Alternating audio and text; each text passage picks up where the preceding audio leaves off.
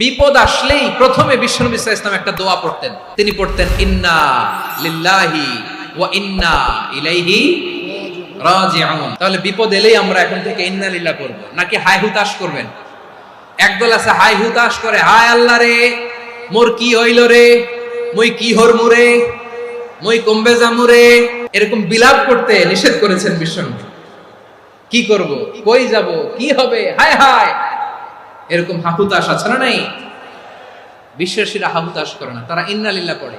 তারপরে বিশ্বনবী পড়তেন আল্লাহুম্মা আজুরনি ফি মুসিবাতি ওয়াখলুফ লি খায়রাম মিনহা।